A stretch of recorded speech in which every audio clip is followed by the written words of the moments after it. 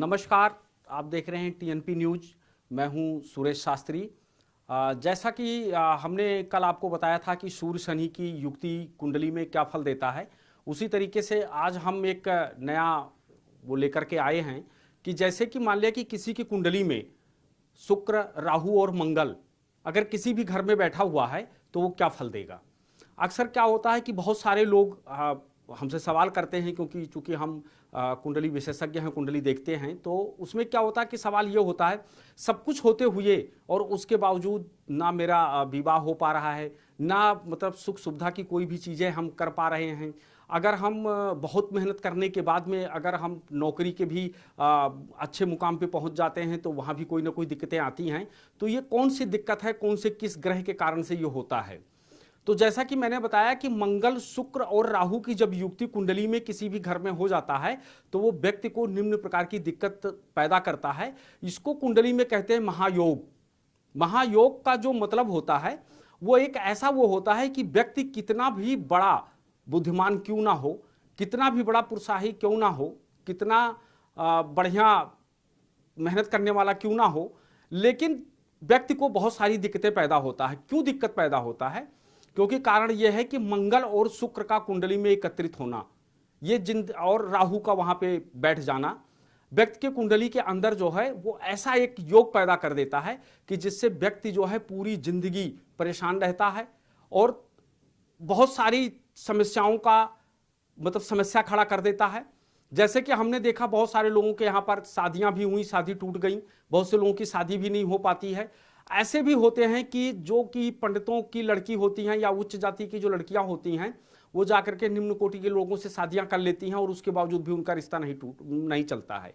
क्योंकि जब तक कुंडली में इनका एक तरीके से उपचार सही ढंग से नहीं होगा, क्योंकि इनके जो उपचार होते हैं ये वैदिक तरीके का उपचार होता है। जब तक आप वैदिक उपचार कुंडली में नहीं होगा तब तक ये सारी समस्याओं से आपको संघर्ष करना ही करना पड़ेगा। जैसे कि क्या होता है कि मंगल का लग्न में बैठना, चतुर्थ बैठना या सप्तम भाव में बैठ जाना या इसके बाद भाग्य में बैठना या 12वें भाव में बैठ जाना, अगर इन भावों में मंगल, शुक्र और राहु जब बैठ जाता है तो व्यक्ति के जीवन को अस्त व्यस्त कर देता है। और अस्त व्यस्त के साथ साथ में जो है उनके स्वास्थ्य से संबंधित बहुत सारी दिक्कतें दे देते हैं। जैसे कि स्वास्थ्य हो, हम ये नहीं कहते कि मंगल, शुक्र और राहु की युक्ति जब आपकी कुंडली में अगर कभी भी इस तरीके का कोई भी योग बना हुआ है, महायोग अगर बना हुआ है, तो आपको क्या करना चाहिए कि ये दिक्कतें अगर आ रही हैं तो आपको किसी कुंडली विशेषज्ञ से अपने कुंडली का जो है विवेचना करवाना चाहिए और उसे दिखाना चाहिए। दिखाने के बाद उसका वैदिक तरीके से उसका उपचार भी करना चाहिए। जैसा कि कुंडली के अंदर सिर्फ इन 3 ग्रहों से ही व्यक्ति के जीवन के बारे में नहीं पता चलता है और देखा जाता है कि कौन सा ग्रह कहां बैठ करके और क्या फल दे रहा है। इस तरीके से कुंडली में हर ग्रहों की युक्ति को देखा जाता है। जैसे बहुत सारे लोग हैं जो कि हमारे पास आते हैं, हमारे मतलब जो हैं कि दिखाते हैं कुंडली और ये कहते हैं कि देखिए हम इस लड़की का शादी नहीं हो पा रहा है, इसको अगर कहीं घर मिलता है तो बर नहीं मिलता, बर मिलता है तो घर नहीं मिलता। ऐसे हमारे बहुत सारे जातक हैं जो कि बहुत बड़े कंपनियों में नौकरी करते हुए, बहुत अच्छे मतलब जो हैं पद पे रहते हुए, और उन्होंने इस तरीके से जो है वो प्यार मोहब्बत के चक्कर में, क्योंकि मंगल, शुक्र, राहु ऐसे जगहों में व्यक्ति को जो है डाल ही देता है, और फंस गए। और फंसने के बाद क्या हुआ, ना उनकी शादी हुई और ना वो नौकरी कर पाए और वो डिप्रेशन में चले गए। इसके बाद में जब इनका इस ग्रहों का जब निवारण हुआ, निवारण होने के बाद में फिर उनको जाकर के उनके जीवन में अब वो अपनी एक अच्छी जिंदगी जीवन व्यतीत कर रहे हैं। तो इस तरीके से जब भी कुंडली के अंदर ऐसा कोई योग है, इस तरीके की कोई दिक्कतें हैं, कोई परेशानियां हैं, तो किसी अच्छे कुंडली विशेषज्ञ यानी बढ़िया ज्योतिषाचार्य से जो है कुंडली को दिखाना चाहिए और कुंडली को दिखा करके और उसका जो है निवारण वैदिक तरीके से उसका निवारण करवाना चाहिए। क्योंकि कुंडली के अंदर अगर ये सब ग्रह बैठे रहते हैं तो कहीं ना कहीं व्यक्ति को जो है परेशान करते ही करते हैं। इसके साथ साथ में और सारी ग्रहों की भी युक्ति देखा जाता है और सारे ग्रहों की युक्ति देखी जाएंगी। कि कौन सा कहाँ बैठा है, शादी भाव का स्वामी कहाँ बैठा और क्यों ऐसा नहीं हो पा रहा है। तो इस तरीके से बहुत सारी युक्तियों को देख करके, बहुत सारी चीज़ों को देख करके तो कुंडली का उपाय बताया जाता है कि आप इस तरीके का उपाय करें और इससे आपके जीवन में आने वाला जो संकट है इससे आप बचे रहेंगे और धीरे धीरे करके अपने जीवन में आप प्रगति यानी प्रोग्रेस में जाते रहेंगे।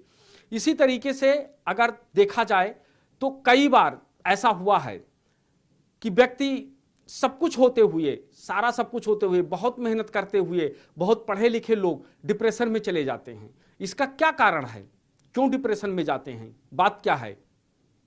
अच्छे खासे रिश्ते चलते हैं, उसके बाद टूट जाते हैं, अचानक से व्यक्ति परेशान हो जाता है। इन सब चीजों का क्या कारण है?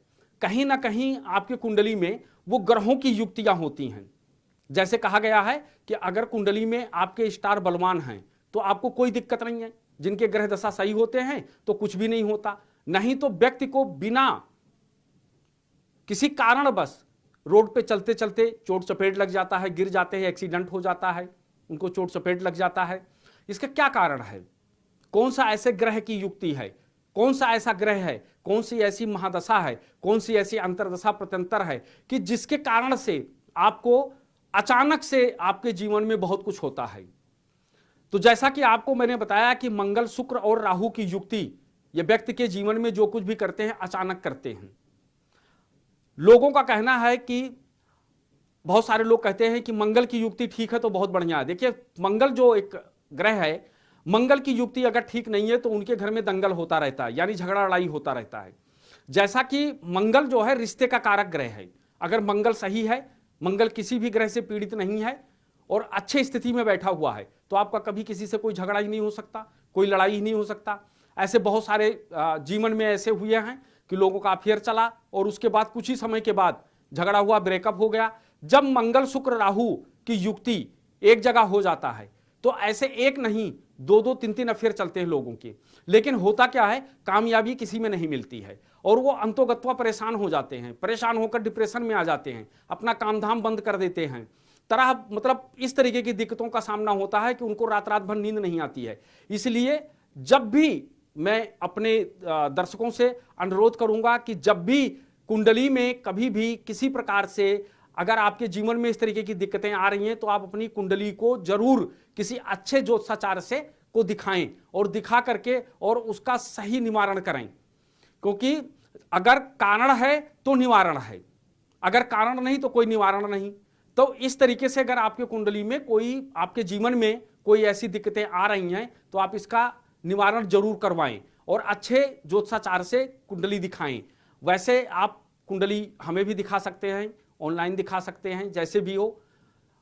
और हम पूरा प्रयास करेंगे कि अपने टीएनपी चैनल के माध्यम से मैं अपने दर्शकों को रोज नई नई चीजें बताता रहूं, रोज अच्छी अच्छी चीजें बताऊं कि ताकि आप लोग स्वयं अपनी कुंडली का विश्लेषण कर सकें, देख सकें कि क्या हमारी कुंडली में इस तरीके से ऐसा कोई ग्रह तो नहीं बैठा है। तो जिस तरीके से आज मैंने मंगल, राहु और शुक्र के बारे में बताया है, इसी तरीके से मैं आगे आपको अगले एपिसोड में फिर बताऊंगा कि गुरु और शुक्र की युक्ति कुंडली में जब कहीं भी एक जगह पर गुरु और शुक्र जब बैठ जाता है तो व्यक्ति के जीवन में क्या अच्छा परिणाम देता है और क्या दुष्परिणाम देता है, इसके बारे में हम बताएंगे और उसका निवारण क्या है ये भी हम साथ साथ में बताएंगे। तो कभी भी कोई भी व्यक्ति अपनी कुंडली का विवेचना करवाना चाहते हैं तो आप करवा सकते हैं। और आपको ऐसे तमाम सारी जानकारियों के लिए आप हमारा टीएनपी न्यूज जो है चैनल को सब्सक्राइब करें और सुबह 8 बजे आप प्रोग्राम देखें और देख करके जो भी किसी प्रकार की कोई दिक्कत है तो आप हमसे समाधान ले सकते हैं। नमस्कार, फिर मिलेंगे हम आपको अगले एपिसोड में।